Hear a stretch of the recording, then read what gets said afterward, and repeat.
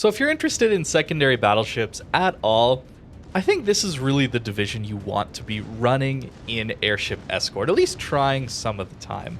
Schlieffen isn't always going to work out, but when you have 3 of them all working together, good things can happen, especially if you're able to push certain aspects of the map in this Airship Escort game mode. Specifically here, we can see that not many people come out to the 9-10 lines, and if you take all your Schlieffens there, you can melt a Kremlin relatively quickly. The other thing we have to talk about is island cover here. We're going to have a really nice island off to our right there as we push in towards where a cap zone would be in a domination game. And it's going to prevent most of the enemy team from being able to hit us from spawn specifically. So as we push in here, you're always going to try and limit the number of people that you can shoot at you when you're in a Schlieffen. Also, in a division, it's very important to communicate and coordinate. It's a little different than playing solo.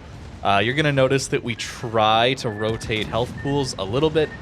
So to start with, BFK is getting hit a little bit harder, so I push in a little more aggressively here, and we're always going to be trying to rotate who's taking point, who's going to be taking the most focus from the enemy team. So that's really something to focus on here a lot, is that you don't want to just play for yourself all the time when you're in a division. You do need to take some risks and get people to focus on you to hopefully keep some of your teammates alive. So Kremlin goes down, really no worry on the 9-10 line, and then it's just a bloodbath left, because it's DDs at close range caught in Schlieffen Hydro. So that's a Unicum down relatively quickly. We know that there's a Yu Yang here as well. He's used his torpedoes, both sets. The reload booster's been used up. So really no worries here pushing in. And this little shelf here, notice how not many of the enemy team can actually hit us from here. And we're able to focus on one target at a time. It's really, really nice. So a really fun pushing position from the north spawn. If you spawn south though, doesn't quite work out so well. We've taken a little bit of damage here. It's a really nice kind of checkpoint, I like to call these.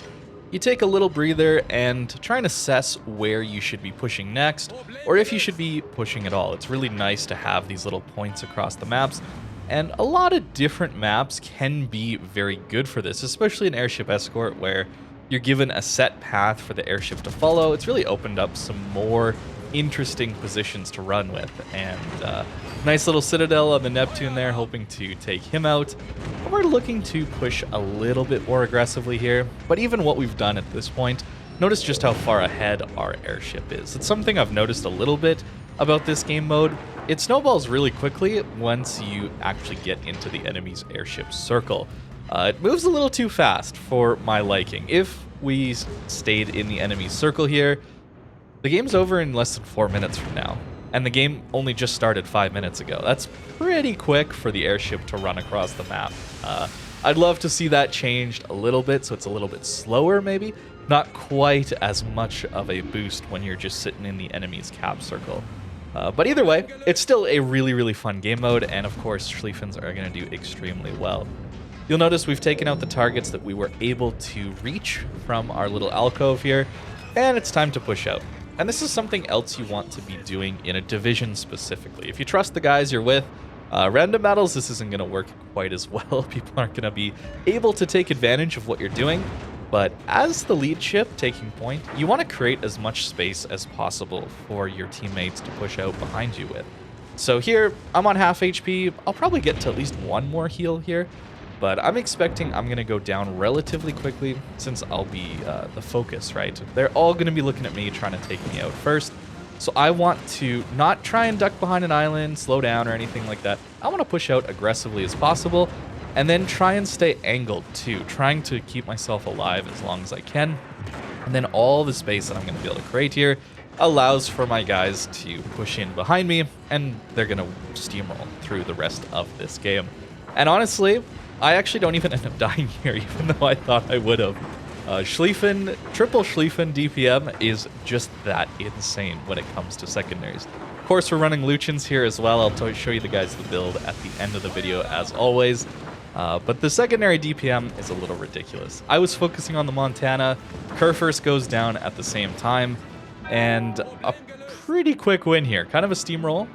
But hey, I think we were contributing a little bit to do that steamroll. Unfortunately, not quite able to get the Ed in there. Just out-accelerates our shells. And then really, it's only a Monty and a Schroeder left. And we'll just take them out really quick, and that'll be this game. A really, really fun experience, but not every match is going to look like that. It probably doesn't surprise you that much, but you can't have games like this all the time, even in Airship Escort mode. So we end up with like 140k damage here in this one, which feels pretty good. Although we weren't actually top score here. Even our division, we were kind of lower down. Our Kurfurst and our Shima must have been doing some serious work there, and 76,000 damage out of our secondaries. That's pretty good. Well worth a full secondary build, I would say. So another map, another triple Schlieffen division. This one is not going to go quite as easy for us. We're going to have some people waiting for us. That's going to be what happens in this game.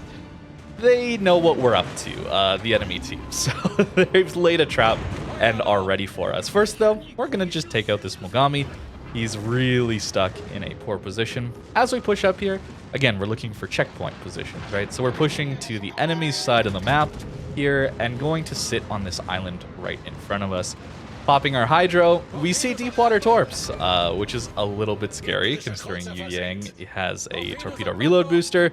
So we're going to take some serious pain as a division pushing into this position, which is a little bit unfortunate. And we're going to get into a bit of a ticky-tacky kind of fight here, not really able to do much, like push out at all. We just got to hold position and try and live as long as we possibly can. And sometimes that's enough, honestly. Sometimes you're just bait, right? If you can get into these very aggressive positions, even if you're left on relatively low HP, people are going to be forced to YOLO into you to try and take you out. And oftentimes that's going to get themselves killed, get themselves put into a bad situation, and you can win a lot of games like that. Although it does require your teammates to pick up some slack, which is not always going to work out when it comes to random. So I get to this island on half HP, relatively okay. We were pretty broadside to the Bourgogne, so honestly, the amount of damage we took wasn't that bad. But now we do have a Yu Yang on our flank to deal with here, who's just always going to be spamming torps into this gap. And you can see the enemy team has not left spawn. In fact, they've clumped up. So that's going to be a lot of damage in, especially I think they're focusing on BFK right now. So you'd notice that Schlieffen is not quite as tanky as some of the other battleships. You really start to feel it when you have 5 or 6 people all shooting you at once. It doesn't have the HP pool, doesn't quite have the armor in certain areas as well, but it's fast and stealthy and has a ton of secondaries. So if you're able to get into the right scenarios, it's going to work out extremely well. So we've all made it to our little checkpoint spot here, but we've all taken a lot of damage. And here comes the eventual push. You see they went all the way to the 9-10 line to try and get angles in on us. We're trying to limit the firing angles as much as possible still here. And our secondaries are actually shooting behind us, and that's what gets our Hayate kill there. It's really strong, these secondaries at close range, and you can see how much of the map we actually cover from this position. So as long as we're able to stay alive for a relatively long amount of time, there shouldn't be much issues when it comes to this game. Our secondaries are definitely going to kill this Duncan if we can get them firing.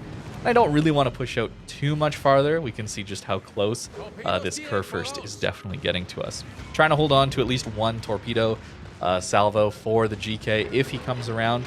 And we're just going to let our secondaries go. We can't shoot our main guns over this island, but honestly, our main armament sometimes feels like it's the secondaries on a Schlieffen. It's just that good. We finally activate the Lucian's buff that gives us another bit of reload.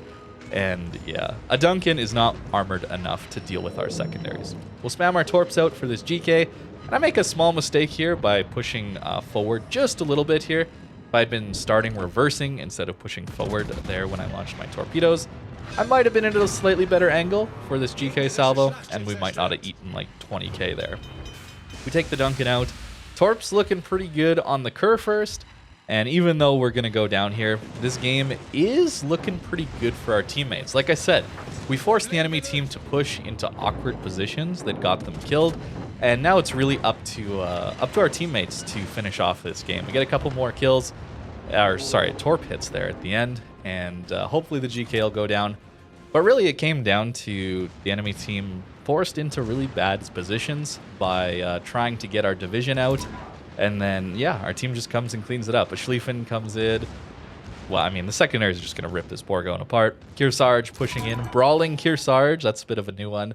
And that's going to be the game. Feels pretty good. Got 144k even in this one. Although I got to say, the first game was a little bit more fun when you're able to just push freely. You don't have to think too hard. But a lot of fun all the same. Definitely go give this triple div a go if you have some friends that all have Schlieffens. Some other combos that you could try are leading in on torpedoes. So you could go for a triple GNAN div. Definitely gave that one a go. It's kind of ridiculous how many torpedoes you can dump out with that kind of build. Napolis are also a great option to push in with the secondaries and the smoke there. It's pretty fun. It's pretty fun. You can even just go with normal battleships. Try a triple Vermont div and try an all salvo fire the same target. There's a lot of fun to be had in a division, especially in Airship Escort mode. It feels like a little bit more fun when people aren't carrying quite as much and are willing to push in and do silly things and try silly builds out. I like it a lot. I really am enjoying this mode quite a bit. The build here isn't quite an optimal Schlieffen build. I'd want Concealment and I'd want Emergency Repair Expert here. Both really help the Schlieffen get into secondary range easier. The secondaries basically match your Concealment if you take the full build for Conceal. And getting an extra damage control and an extra heal would have been really nice in a lot of these games. But this build is a bit of a hybrid one. It allows me to put this build on my GK as well and then run that in this game mode without having to constantly respec my commander, since you can only have one Lucians, right? So it'd be 500 doubloons every single time, and I don't really want to be spending that, or the Elite Commander XP. It gets expensive when you're switching ships so often. So here's the upgrades.